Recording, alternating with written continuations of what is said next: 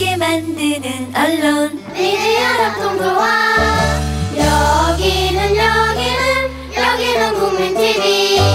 함께 만드는 언론 미디어 협동조합. 여기는 국민TV.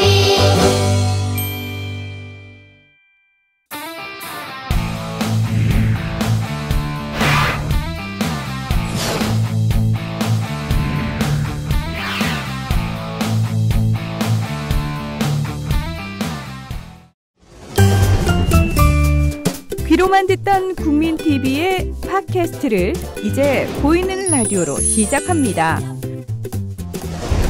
국민TV 광고를 모집합니다. 조합원과 비조합원 여러분, 자신이 속해 있는 기업과 사업체, 그리고 알리고 싶은 모든 것들 다 좋습니다. 광고를 원하시는 분은 신청해주세요. 홈페이지 kukmin.tv, 국민.tv 또는 지역번호 02-3144-0933번으로 연락주세요. 여러분의 많은 참여 바랍니다.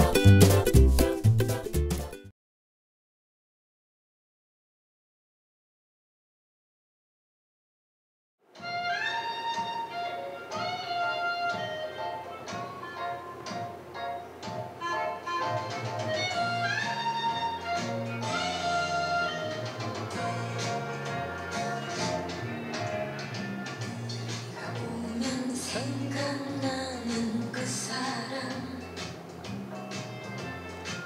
언제나 말이 없던 그 사람, 사랑의 괴로움을 몰래 감추고 떠난 사람 못 잊어서 울던 그 사람. 네, 본격 꼰대 저격 방송 이런 똑같은 청춘입니다. 네, 오늘은 좀 다른 분위기로 시작을 했어요. 예. 네, 심수봉 씨의 그때 그 사람들을 들었는데 오늘 이유가 있죠. 네. 심수봉 씨의 78년 대학가요제 데뷔곡이에요. 근데 이 노래는 원래는 이제 그냥 심수봉 씨의 그냥 데뷔곡이었는데 우리는 이제 그렇게 순수하게 받아들일 수가 없는 노래가 됐죠. 그렇죠. 예, 한 사람을 떠올릴 수밖에 없는 노래가 예. 된 것 같네요. 한 사람, 그 한 사람 예, 누군가요? 그 아시잖아요. 예. 그러니까 사실 지난주에 저는 그 날씨가 너무 안 좋아가지고 미세먼지 때문에 맑은 하늘을 우리가 못 봤잖아요. 근데 그 날씨도 그렇지만은 그 요즘에 뭐 역사 전쟁이라고 소위 불리는 역사 사실이 어떻게 좀 안개 속에 가려지고 또 왜곡되겠다는 우려 속에서 그런 우려하고 좀 날씨가 오버랩 되더라고요. 그래서 좀 마음이 무겁게 지냈어요. 장 작가는 어떻게 지냈어요? 저도 마음이 무겁습니다. 네. 제가 최근에 방송에 대한 모니터를 많이 들었어요. 주변 사람들하고 그렇고 뭐 조합원 내 게시판도 그렇고 욕 좀 많이 먹었습니다. 예. 뱁새가 황새 따라간다고 가랭이가 찢어졌죠. 어쨌든 야수의 심정으로서는 김제구의 총탄을 맞은 박정희처럼 심장에 한 방, 또 확인사살 한 방 많이 맞았습니다. 그렇지만 저는 이제 이렇게 물러서지는 않을 거예요. 초심으로 다시 돌아가겠습니다. 그래서 제 초심에 대한 발언 한번 하겠습니다. 네. 중요한 게 하나 있어요. 후회 없이 사랑했노란 말이야. 예, 노래 왜 이렇게 못해요, 근데? 저 히든싱 한번 냈는데 떨어졌어요. 그래요? 네. 누구 노래예요? 전인권 노래예요. 아, 네. 왜요? 왜 이 노래 불렀어요? 후회 없이 살아간다고요.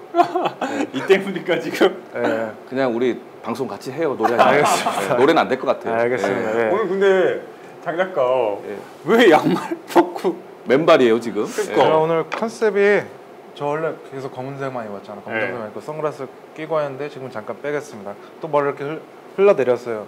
혹시 떠오르는 사람이 없나요? 오늘 11.6이고 하니까? 예. 아, 힌트. 야, 맨발까지? 예. 그다음에 발. 맨발? 예. 갑자기 궁정동 생각나는데. 예. 김재규가 이렇게 거사를 치르고 얼마나 이게 네. 당황스럽고 비계획적인 일이었는지 네. 맨발로 6번으로 갔죠. 이렇게 네. 갔었죠. 예.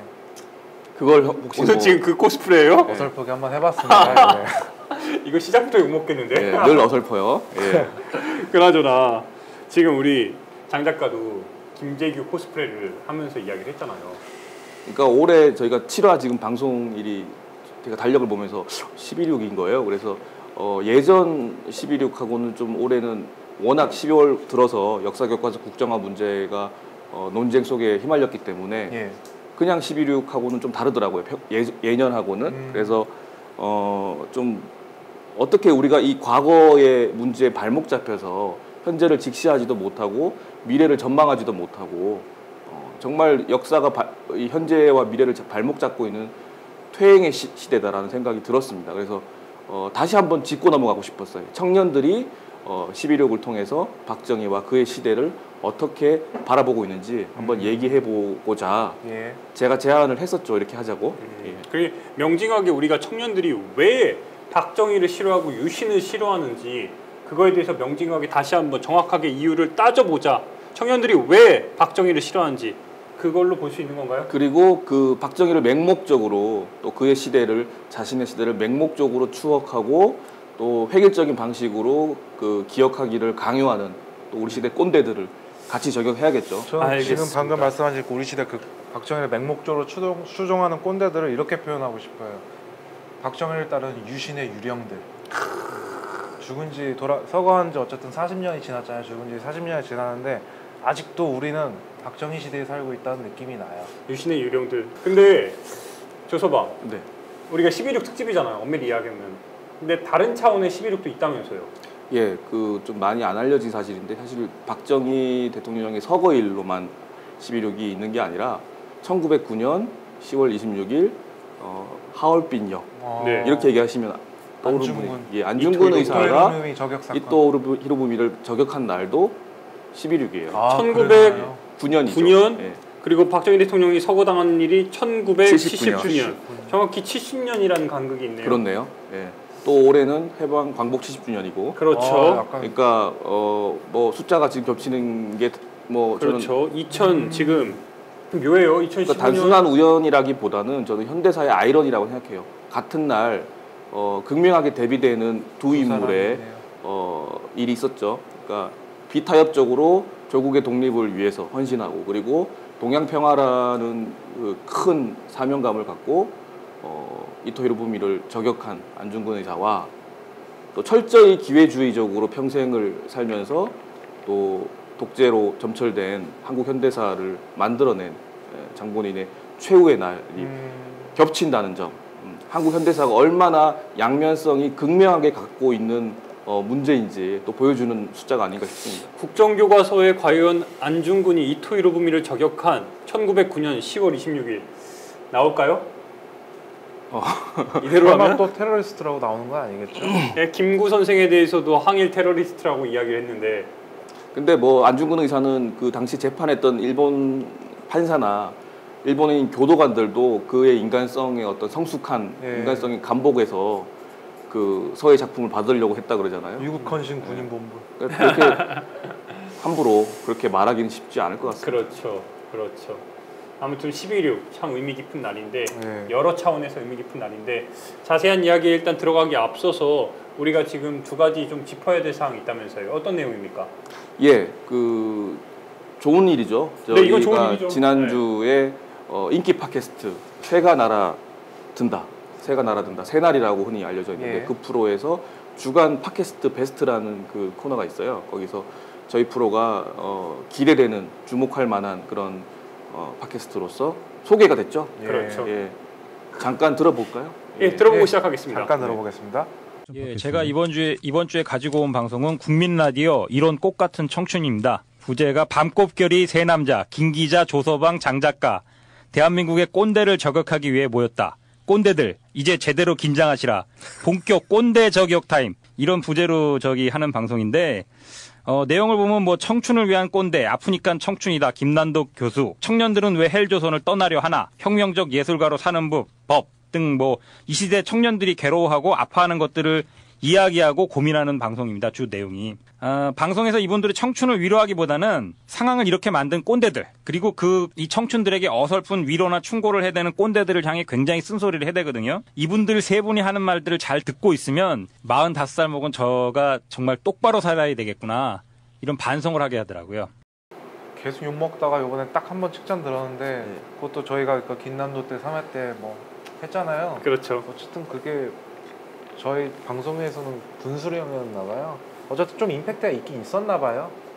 재밌기도 하고 뭐 되게 좋네요. 감사합니다. 우리가 추구하는 시사 예능의 그 본질을 제대로 보여준 방송이 솔직히 3회였죠. 딱 적당히 그 뒤로 분배가 지금 우리가 됐었어요. 캐릭터를 잡아가고 있는 과정인데 네. 어쨌든 새날들 덕분에 뭐 고맙습니다. 네. 네, 열심히 일단 고맙고 하겠습니다. 예, 많은 분들이 많이 지금 구독자 수도 늘고 있고 우리를 주목하고 있다는 점에서 참 감사드려요. 제대로 지금 새날들에서 우리한테 요청한 것도 이대로 멈춰있지 말고 제대로 까고 공격하라는 거거든요.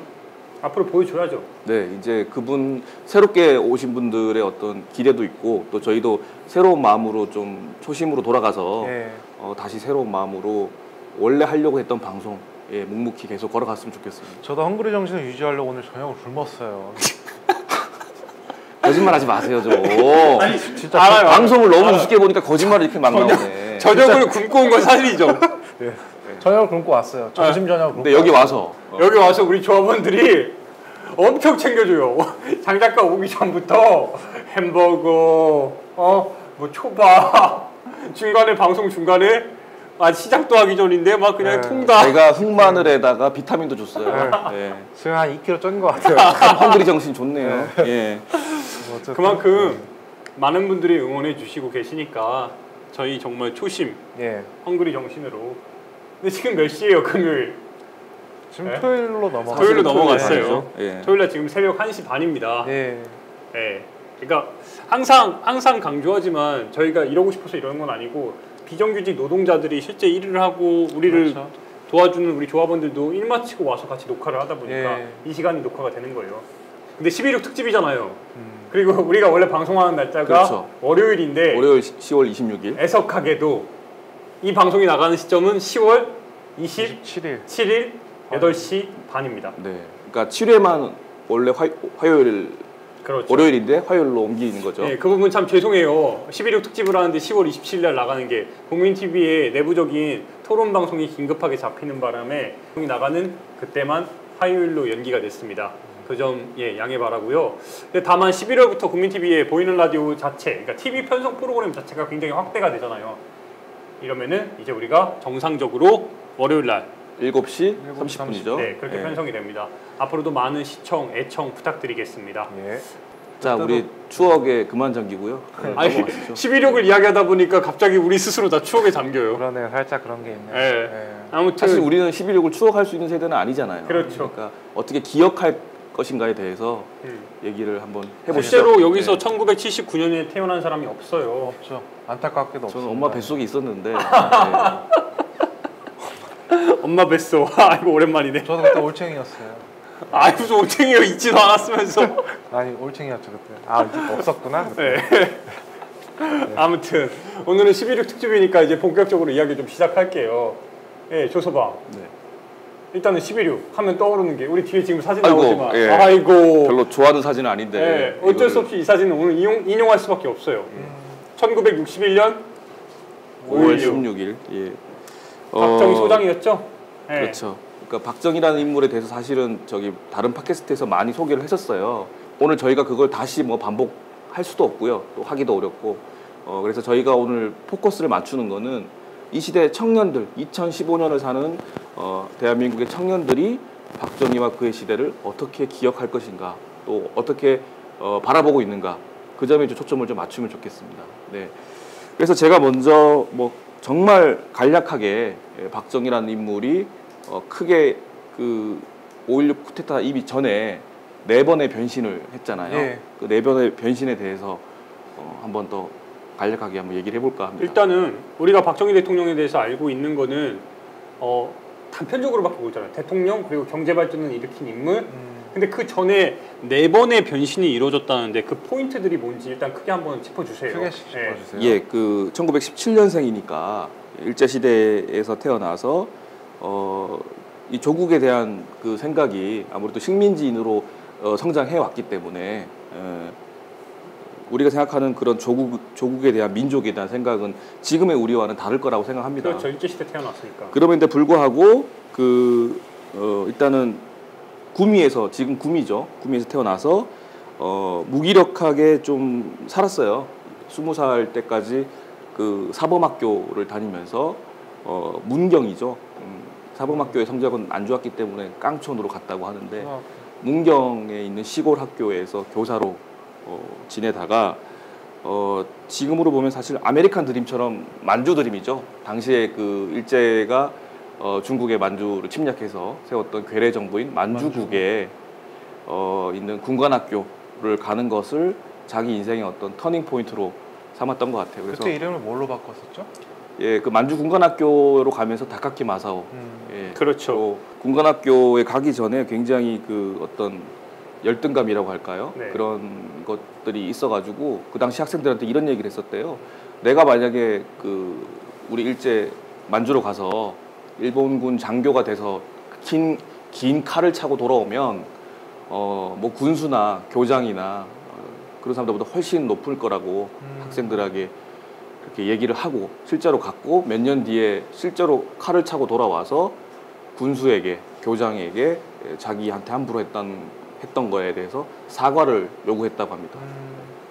어떤 인물인지 또 단면을 볼 수가 있죠. 컴플렉스 덩어리였나 보네요. 네. 그렇게 이제 군관학교에서 이름을 바꿨고요. 그리고 2년 뒤에 이제 일본 육사로 편입을 하게 됩니다. 네. 물론 이제 그 사이에 그건 아시죠? 결혼한 거요? 이제 혈서를 통해서 예. 네. 견마지로 개와 말의 노력을 통해서 일제 충성하겠다는 혈서를 쓰게 되죠. 네. 그 과정을 거쳐서 군관학교를 갔다가 다시 육사로 옮긴 다음에 이름을 또 바꿉니다.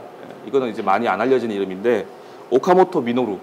예, 오카모토 미노루. 미노루. 아 이거 그러니까 처음 듣네요. 다카키 마사오는 이제 너무 그 창씨 개명한 조선인 냄새가 많이 나기 때문에 완전한 일본인 이름으로 바꾸고자 이렇게 한 번 더 개명을 했던 거고요. 오카모토요?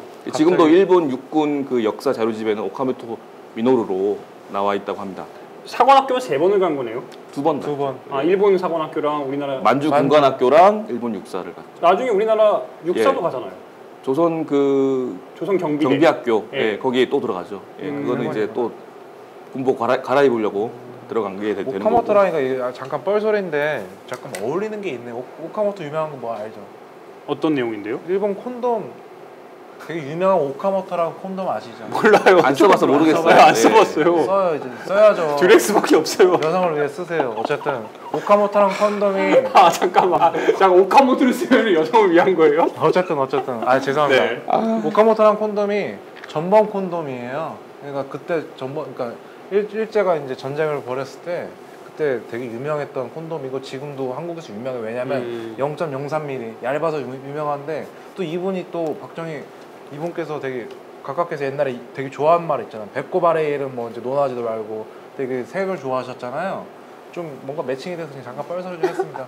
어쨌든 이어서 공격받을 뻔했는데. 뭐 아무튼 괜찮아요. 이게 우리 장 작가의 매력이니까. 왜 이렇게 왜 썩은 표정으로 쳐다보세요? 툭 쏘는 사이다. 알겠습니다. 그러니까 오랜만에 네. 사이다 발언 나왔어요. 이거 제가 아는 부분에서 저도 좀 살겠습니다. 네. 그래서 넘어가시죠 빨리. 네. 아는 부분이 너무 좋아. 아무튼 예, 좀 뭐 또 짧게 하자면은 두 번째 변신은 해방 직후에 일어나죠. 그래서 그 육사를 졸업하고 만주의 제 8관 그 이제 8군 장교로 복무합니다. 팔로군. 예, 팔로군 그렇죠. 토벌을 주 목적으로 하는 부대였죠. 근데 그 팔로군 안에는 항일 무장 우리 조선인들도 상당수 있었다라고 알려져 있고요. 전하는 얘기로는 토벌 하러 간다 그러면 굉장히 흥분해서 요시. 예, 좋다라고 토벌을 기대에 찬 느낌으로 기다렸던 장교라고 하고요. 네. 어쨌든 이 일본군 중위였던 박정희는 해방 직후에 이제 부대가 해산되고 나서 붕 뜬 거죠. 만주에서. 그래서 북경으로 가서 한국 광복군의 문을 두드립니다. 근데 이 당시 한국 광복군이 좀 장교 수도 부족하고 그래서 네. 그 어찌됐건 상황상 다 해를 넘겨서 이제 광복군으로 있게 되고요. 그리고 이제 입국은 개인 자격으로 해방 이후에 입국은 개인 자격으로 들어오게 됩니다. 그래서 어찌됐건 일본 만주군에서 광복군으로 신분 세탁을 시도했다고 볼 수 있는 거죠. 들어와서요. 들어와서 이제 해방 공간에서 군대 이제 그 아까 말한 국방경비대를 통해서 조선 그 군인이 되죠. 예, 군인이 되고 네. 이제 여수 반란 사건 그렇죠. 남로당 경력이 있다고 알고 있는데. 남로당 그러니까 좌익 계열의 어떤 그 조직책으로 의심을 받게 되고 재판까지 받게 되고요. 그리고 모든 그 경력을 다 잃게 되고 사형까지 1심에서 받게 되죠. 또 한 가지 뭐 박정희 친형 중에 박상희라고 그렇죠. 대구 폭동 사건 때 되게 유명했던 분이 한 명 있다고 예. 뭐 이렇게 들었습니다. 네. 그 대구 인민항쟁으로 알려져 있는데요. 그 사실은 아까 뭐 대구 얘기도 잠깐 우리 했었나요? 그 대구가 사실은 조선의 모스크바였어요. 그만큼 좌익 세력이 많은 지역이었는데 그 중에 야, 지금 생각하면 말도 안 되는 일인 거예요. 완전히 그렇네요. 경천 동지할 일이죠. 네. 그러니까 그 핵심 세력 중에 한 명이었던 박상희는 대구 인민항쟁 와중에 사망하게 됩니다. 아 그때 죽었어요.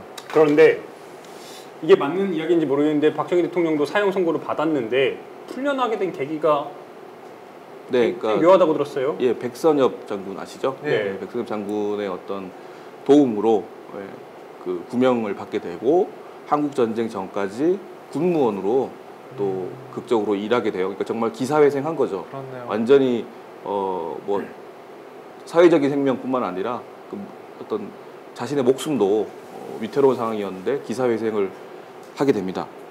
형의 그 영향으로 좌익으로 잠시 남로당에서 몸을 담았지만 어찌됐건 또 세 번째 변신을 하게 되는 거죠. 근데 이 와중에 어떻게 살아남는 과정 속에서 이제 알려진 거는 그 조직책이니까 당시 동료들의 이름을 다 알고 있었는데 그거를 발설을 하고 혼자 살아남은 뿌락질을 한 거예요. 결론적으로는 그런 셈이겠죠. 그래서 혼자 살아남은 사람으로 기억되고 있습니다. 그러니까 숙군 과정이었죠. 한국군에 들어있던 남로당 계열을 숙청해내는 과정 속에서 살아남게 되고요. 시원하게 살았네. 그리고 이제 마지막이 네 번째 변신이 우리가 아는 그 4.16 혁명 이후에 대한민국 군인에서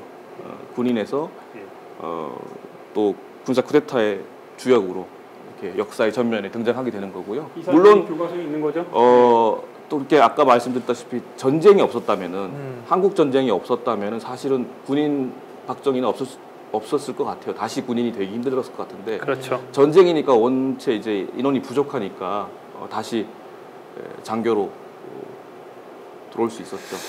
아, 네 번의 변신.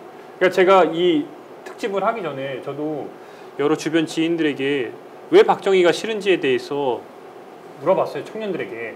그랬더니 하나의 일관된 목소리가 나오는데 바로 잘못된 역사의 출발점이 누구냐 이거예요. 그러니까 친일 행적이 뚜렷한 사람이 대통령을 하고 이 사람이 쿠데타까지 일으키고 이런 잘못된 단추가 첫 단추가 지금까지 이어져 내려온 게 그거에 대해서 아무도 왈가왈부 안 하고 너무 정말 신으로서 받들고 반신이라 불린 이 정도로 이런 말도 안 되는 역사들이 계속해서 반복되는 게 그러니까 지금 우리가 살고 있는 이 한국 사회가 20세기에서 그 식민의 역사, 분단의 역사, 전쟁의 역사 이것과 사실 뗄래야 뗄 수 없는 어떤 구조적 틀을 갖고 있잖아요. 예. 근데 그 식민, 분단, 전쟁의 와중에서 끊임없이 기회주의적 변신을 통해서 그렇죠. 살아남은 사람인 거죠. 그리고 이 사람의 일생과 한국 현대사는 굉장히 중첩되어 있는 거죠. 비극적으로. 그렇네요. 참 안타까운데 이런 가운데 정말 좀 황당한 일이 있었어요. 네. 얼마 전에 새누리당 이장우 대변인이죠. 네. 참나. 다 맞습니다. 예. 내가 진짜 웃겨가지고 박정희 전 대통령 보고 뭐라고 얘기했냐? 비밀 광복군이래요.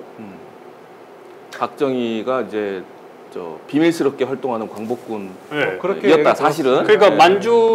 그러니까 일본의 괴뢰 정부에서 활동했던 그 만주 지역에서 활동했던 그 괴로운 정부의 장교가 그 당시에 그 활동들이 광복군을 돕기 위한 비밀 광복군이었다. 근데 이들이 증거로 내세우는 게 뭐냐?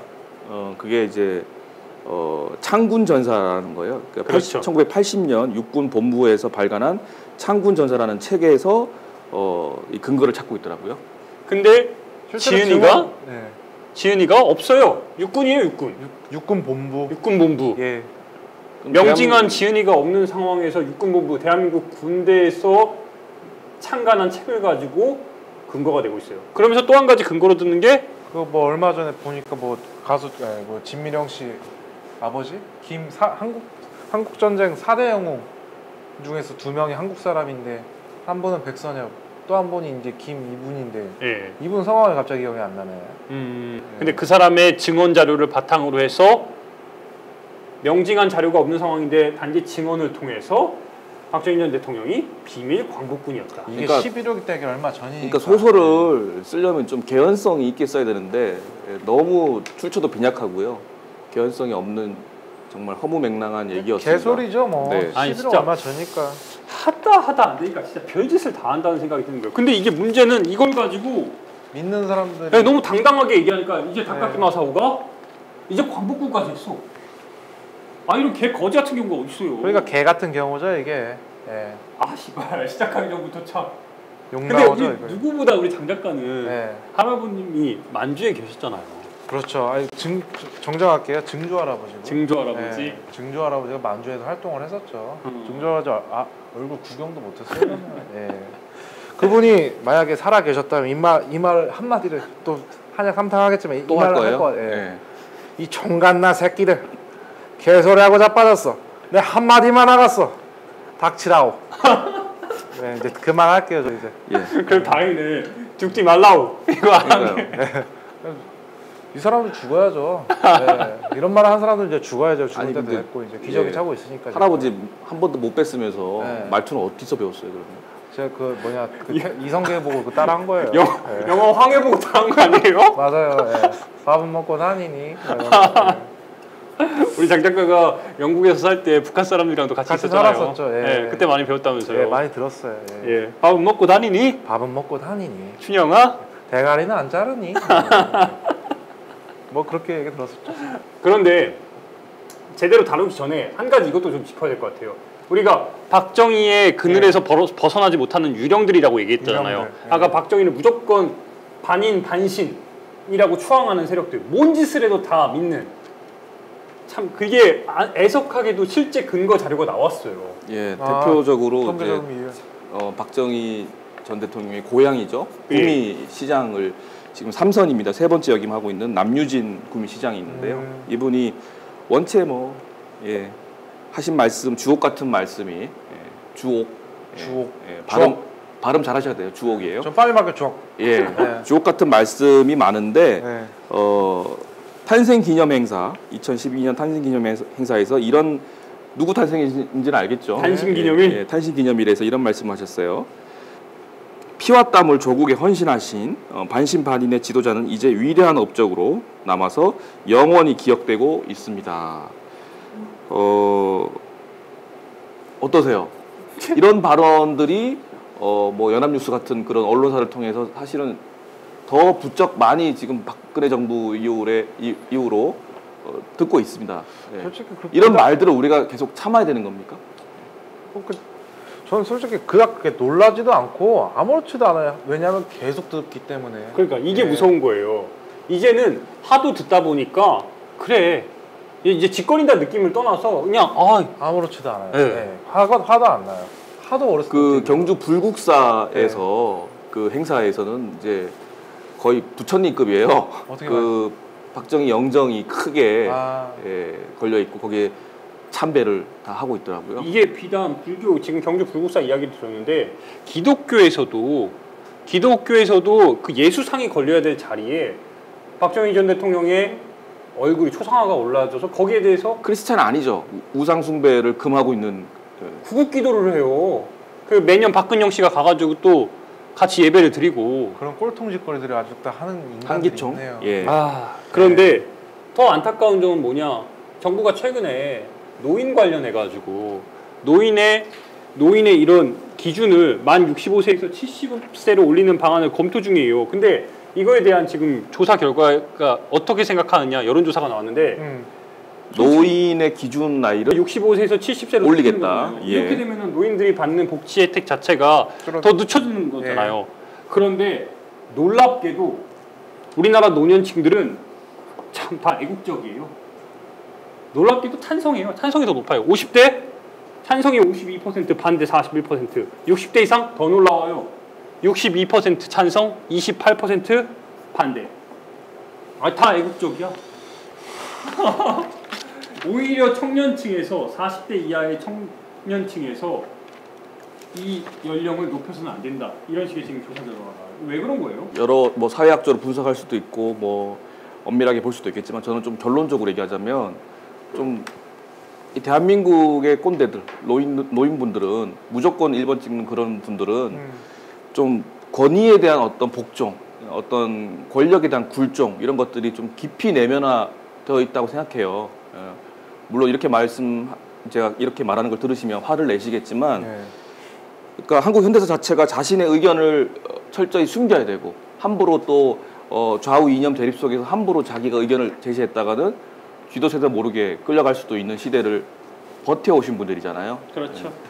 그거를 폄훼하자는 게 아니에요. 그래도 아마 그렇게 굳어진, 그러니까 주체적인 그러니까 생각을 가질 수 없는 상태에서 자신의 생각이 굳어지잖아요. 이 생각을 계속해서 청년들에게 그리고 또 다른 세대들에게 강요하잖아요.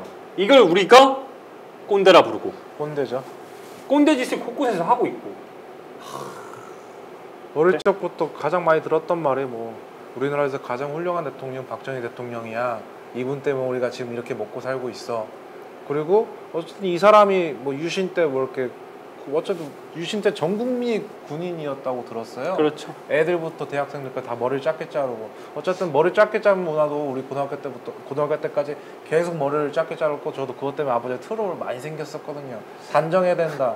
이 사람 때문에 이렇게 된 거잖아요. 근데 참 아이러니한 점은 유신 시대 이후에 예비군이 창설됐잖아요. 그런데 그 예비군에서 장 작가를 만났어요. 네, 제가 그걸 보고 또 욕하고 있었거든요. 그러니까요. 이 우리 박통 그림 보면서 욕하던 사람인데 그것도 아이러니하네요. 아이러니하네요. 어쨌든 재밌네요.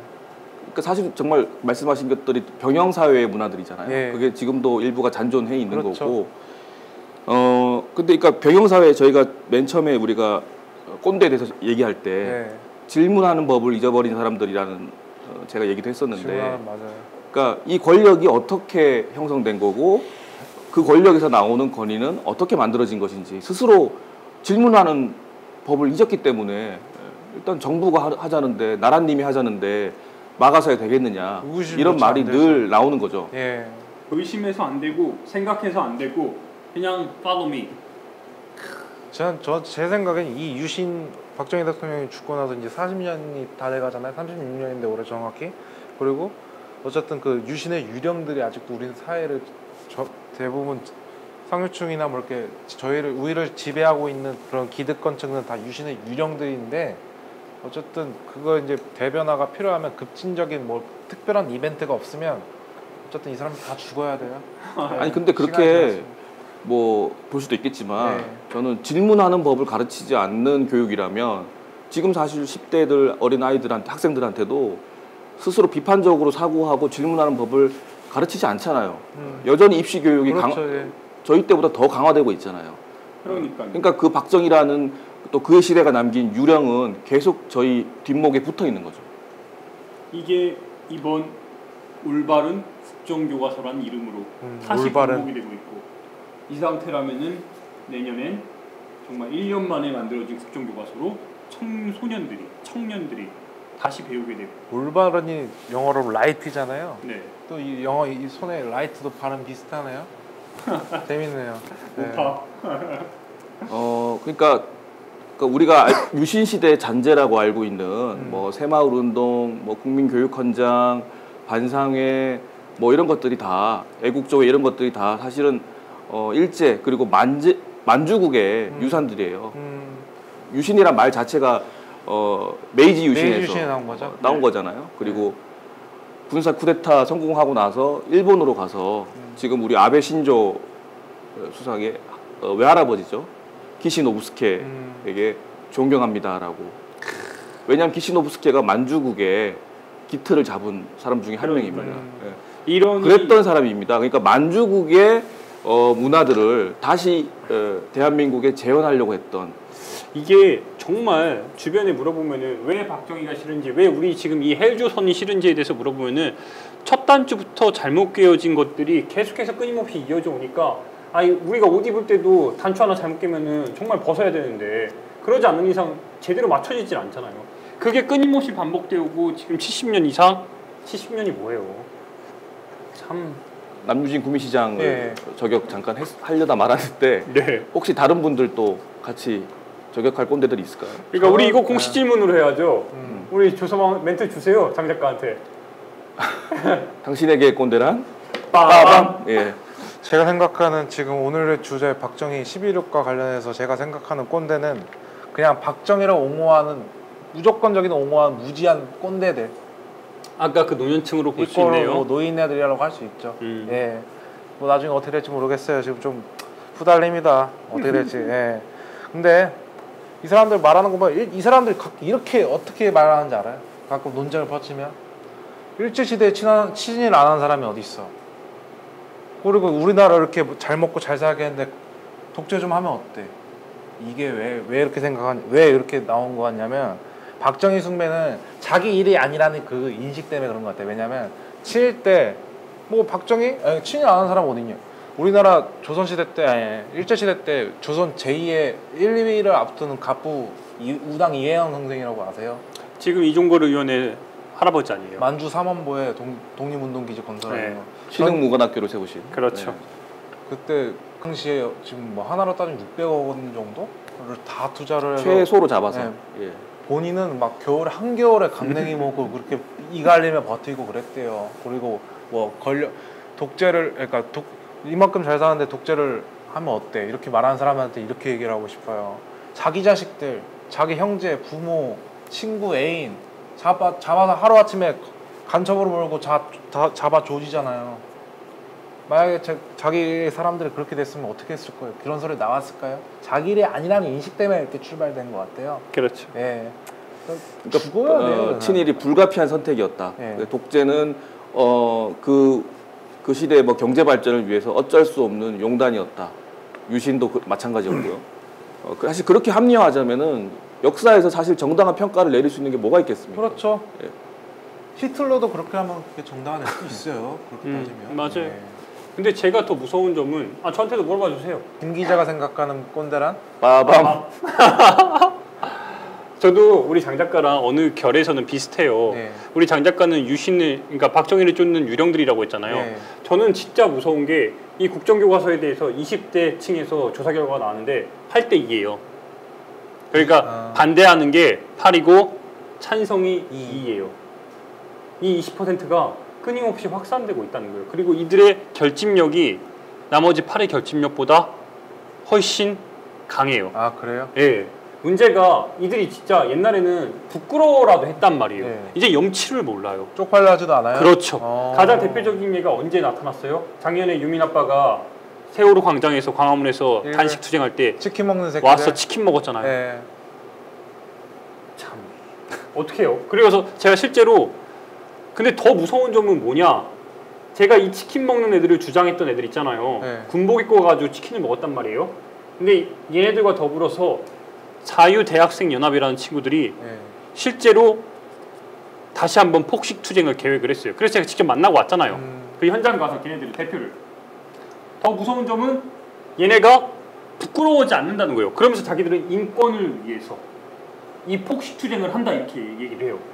이 사상무장을 하기 위해서 공부를 하고 맨큐의 경제 맨큐의 경제학 보면서 이번에 그 뉴라이트의 지원을 받는 것으로 의심이 되는 한국 대학생 포럼이라는 정말 듣도 보도 못한 단체에서 국정화를 한대포 찬성한다고 지지한다고 네.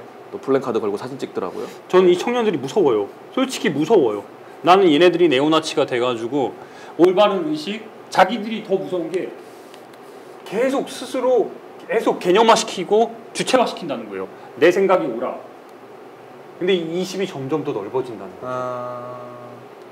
난 이 친구들이 솔직히 이제 행동으로 나타나겠네. 네. 폭력적인 행동. 그게 무섭다는 거예요. 이런 새끼도 서북청년단 되는 거죠. 자연스럽게 실제로 서북청년단으로 활동을 하고 있고 네. 첫 단추부터 잘못 깨어진 것들이 계속해서 이어지고 있고 이 수치로 나타나고 있는 이 청년들이 부끄러움을 모르면서 사회에서 행동을 하고 저는 그렇습니다. 저는 그래요. 그 하겠다고 해놓고 안 한 코너가 있잖아요.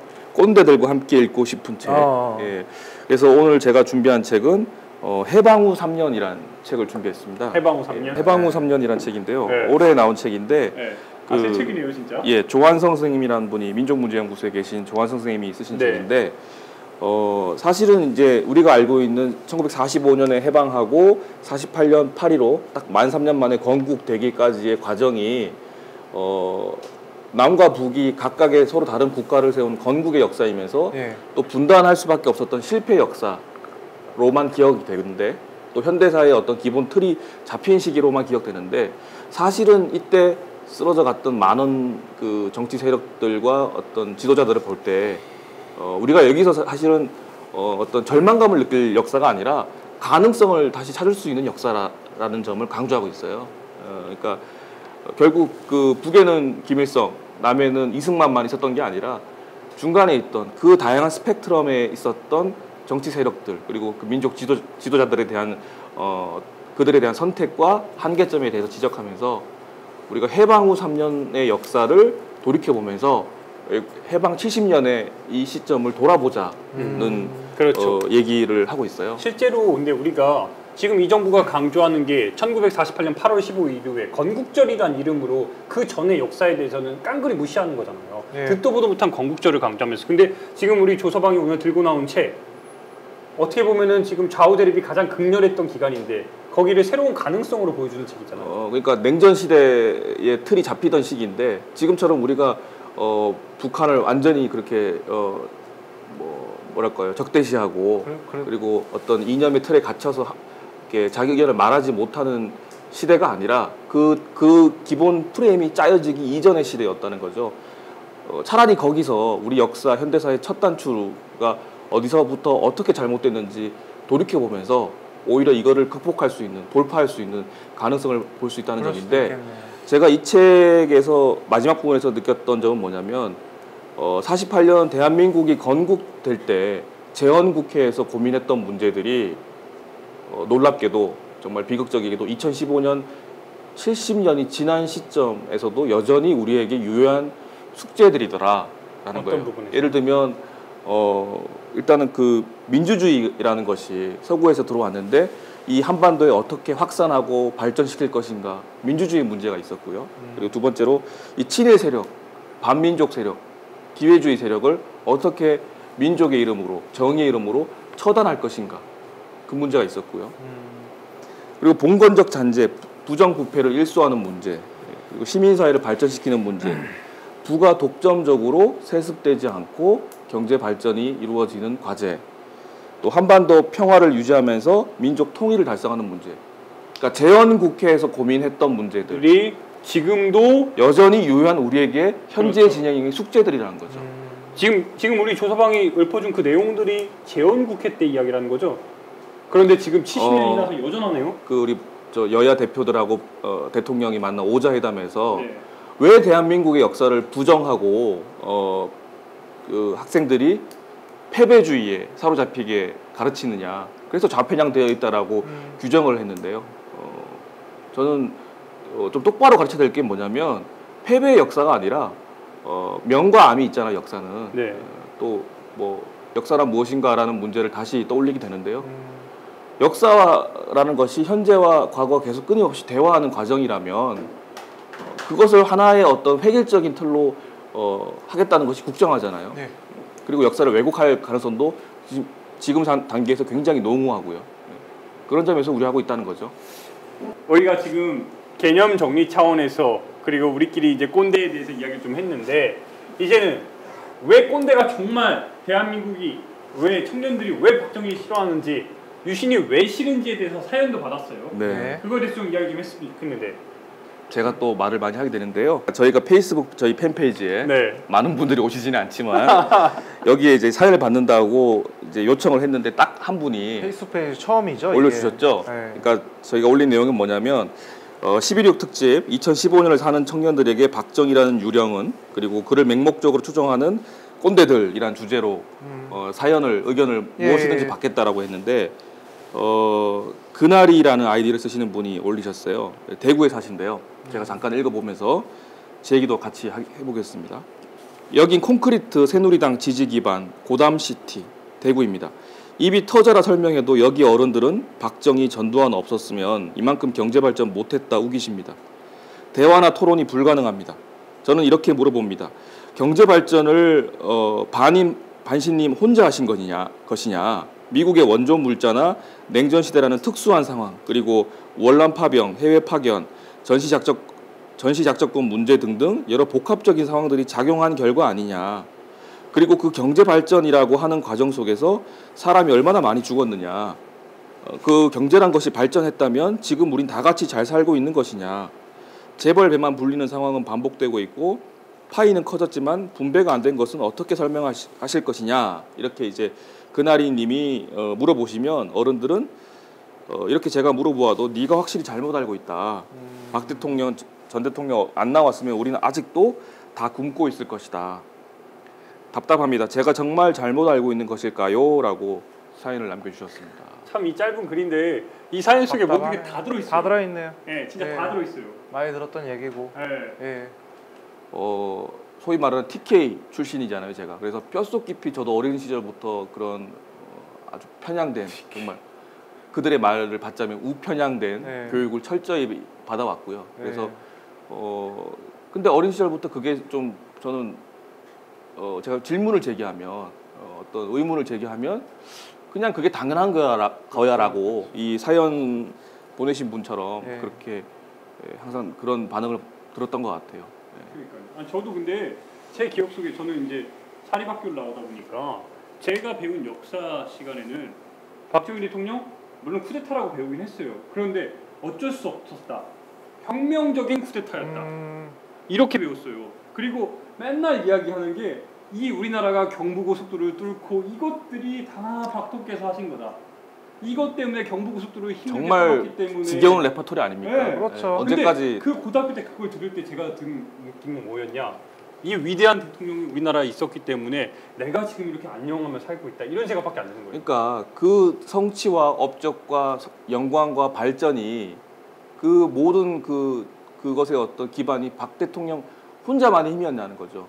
왜 민중들의 서민들의 피땀 어린 고난에 대해서는 한마디 얘기도 없으면서 재조명도 없고 왜 박정희와 재벌의 성과라고 또 그것이 진실이라고 얘기하고 있는지 그런 답답합니다. 비판이 항상 있잖아요. 너희들은 그 시대를 안 살았기 때문에 모른다.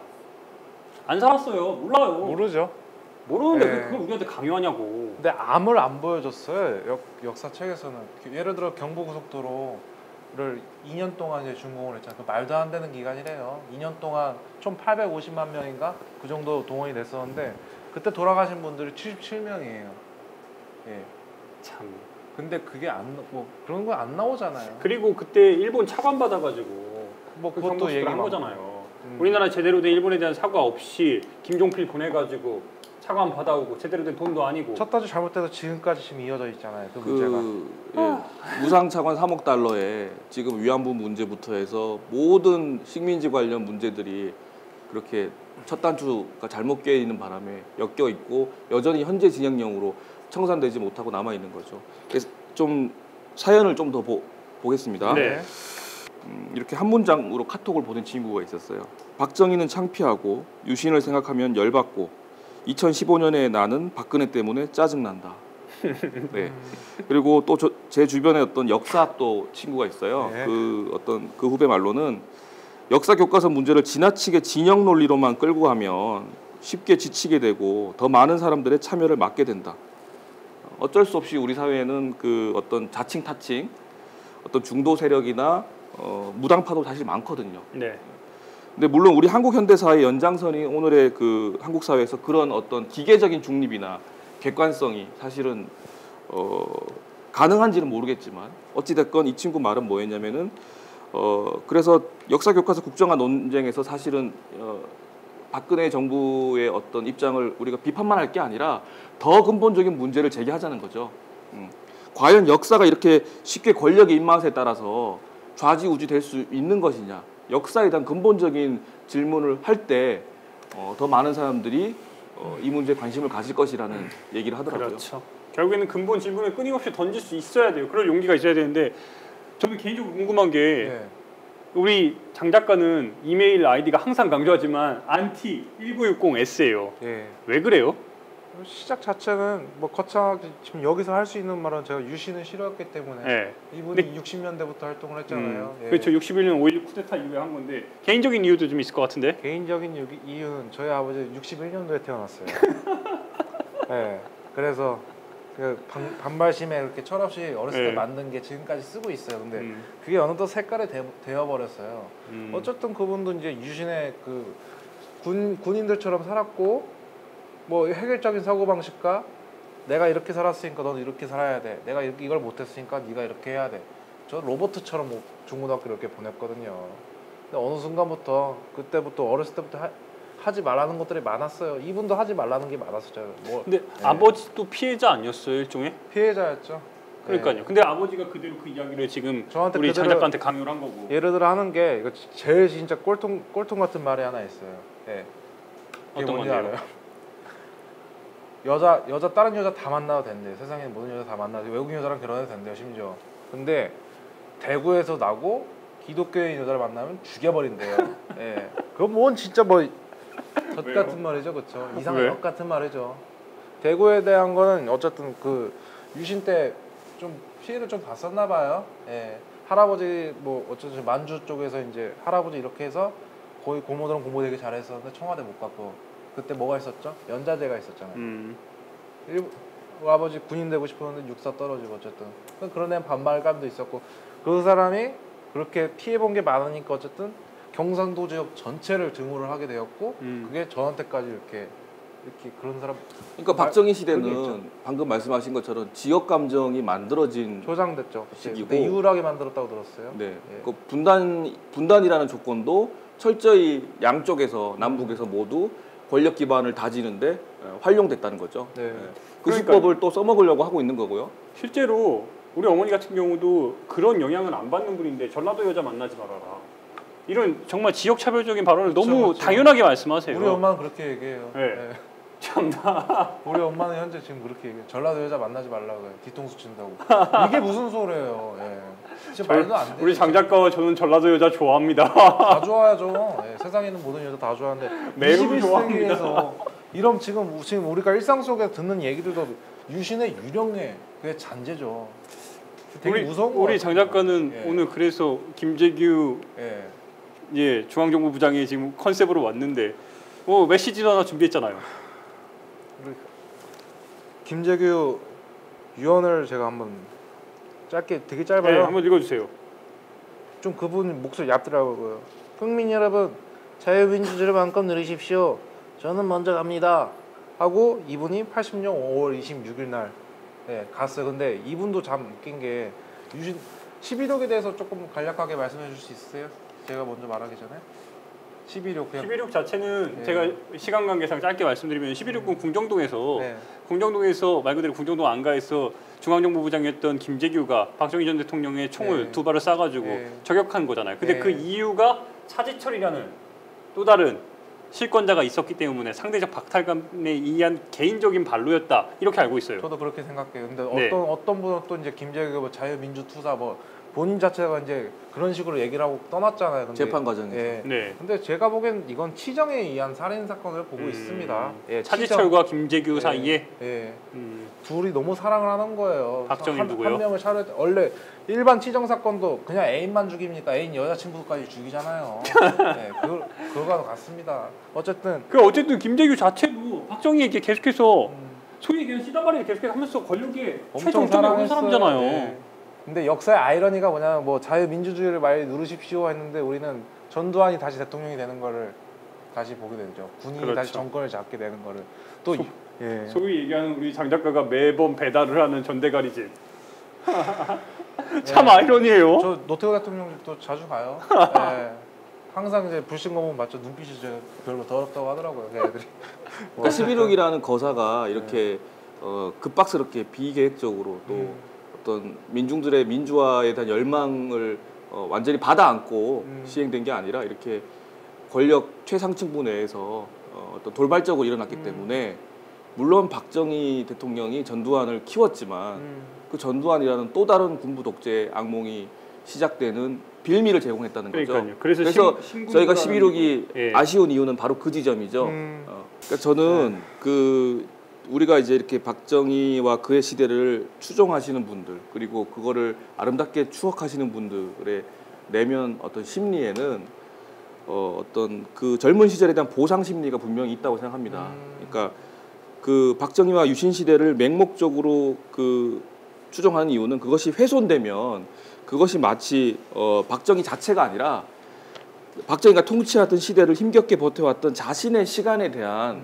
부정으로 다가온다는 거죠. 그렇죠. 그렇네요. 그 시대의 아이콘이고 절대 권력자였는데 그가 비판받는 것은 자신의 인생이 송두리째 부정당하는 것과 같은 그런 위협과 공포심으로 다가온다는 거죠. 참 애석합니다. 저는 그냥 그분들은 그냥 매저키스트 같아요. 계속 맞다 보니까 안 맞으면 또 이상한 거예요. 그리고 매저키스트 네. 잘 정리를 해주셨는데 생각합니다. 이제 우리가 좀 마무리해야 될 것 같아요. 시간이 이제 많이 지나서 벌써 이렇게 됐나? 네 벌써 지금 1시간이 지났습니다. 예. 그러다 보니까 이제 좀 정리 좀 해야 될 것 같은데 네. 네, 마무리 발언 좀 해주세요. 저는 이제 그 마지막으로 드리고 싶은 말씀은 그러니까 지금 역사 쿠데타라고까지 얘기를 하잖아요. 김무성 대표는 역사 전쟁을 공식적으로 선포했습니다만, 근데 이들에게 중요한 거는 그 진리 그 자체보다 진리의 그 자리에 무엇을 놓으려고 하는가, 우리가 그걸 봐야 될 것 같고요.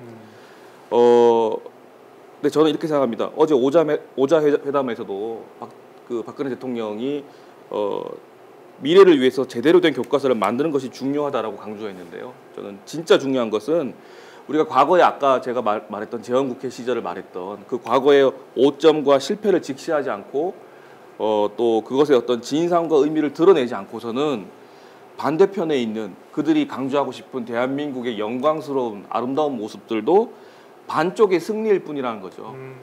그래서 철저하게 그 청산되지 못한 역사 그리고 정의로움에 늘 갈망하는 역사 그것들을 또 후세들에게 또 물려줘야 되겠느냐 이런 근본적인 문제를 고민하는 시점이라고 생각합니다. 오케이, 우리 장 작가님요. 뭐 우리 동양에 뭐 항상 옛날부터 내려오던 말이 뭐 사람들은 나이를 먹으면 먹을수록 현명해진다고, 노인들은 현명해지니까 노인들의 지혜를 배우라는 이런 얘기를 많이 들었잖아요. 지금은 아닌 것 같아요. 왜냐면 제가 뭐 되게 존경하신 분이 있어요. 최영국 네. 호암학원 이사장님. 네. 그분 이렇게 말씀하셨어요. 그분 표현을 제가 조금 거칠게 표현을 할게요. 그 동양 고전을 믿지 말래요. 왜냐면 지금 현재 지금 뭐 세월호 그 유족들 앞에서 이렇게 설치는 어버이연합이나 가스통 들고 그 늙은 개새끼들 있잖아요. 그런 새끼들은 왜 그런 꼴통짓을 하냐면 족같은 걸 배웠기 때문에 족같이 행동을 하는 거래요. 절대 안 변한대요. 또 그 사람들 욕하지 말래요. 그럼 어떻게 해야 되냐? 우리 젊은 세대부터 이제 변하라는 거죠. 자기들은 이제 더 이상 변할 수도 없고 욕하지도 말아요. 우리 입이 더러워진대요. 그들을 현명하다고 생각하지도 말고 그 사람들한테 더 이상 배우지도 말고 오히려 싸우래요. 알겠습니다. 저는 이번 방송이 우리 꽃청춘 본격 꼰대 저격 방송 이런 꽃 같은 청춘이 나아가야 될 방향에 대해서 제대로 이야기한 것 같아요. 저희는 졸라 까겠습니다. 네. 졸라 깔게요. 동의해요? 지금까지 안 깠나요? 아 제대로. 그러니까 저도 좀 더 이제 잘 싸우고 싶습니다. 그러니까 네. 우리는 두 가지 방향이에요. 청년의 이야기를 엄청나게 들을 거고 네. 그들의 꼰대에게 당한 이야기를 끊임없이 더 강조를 할 거예요. 그리고 꼰대들 기억하세요. 졸라 깝니다. 앞으로 기대하세요. 예, 오늘 참 긴 이야기 많이 했는데 예, 재밌었어요. 예, 재밌었습니다. 오늘 고마웠습니다. 잘했어요. 어쨌든 마지막으로 저는 앨런 파슨스의 영화 비열한 거의 OST죠. 네. 올드 앤 와이즈예요. 제가 아까 마지막에 이렇게 멘트 때렸었잖아요. 내가 나이를 먹고 현명한다. 뭐 약간 그런 내용이거든요. 그것도 꼰대니까 우리 한번 꼰대와 함께 꼰대와 청춘이와 마음 다 같이 한번 공유를 들어봅시다. 무슨 말이야? 몰라요. 네. 이미 새벽 2시, 3시를 향해서 가기 때문에 이 정도에서 가름하도록 할게요. 괜찮아요? 네. 본격 꼰대 저격 방송 이런 꽃 같은 청춘입니다. 네, 마치겠습니다. 고맙습니다.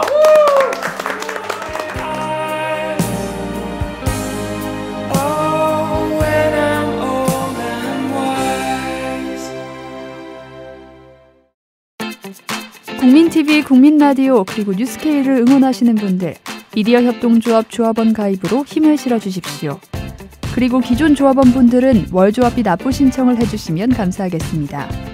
조합원 가입과 월조합비 납부 신청 문의는 홈페이지 국민.tv 또는 서울전화 3144-7737로 연락주시면 됩니다.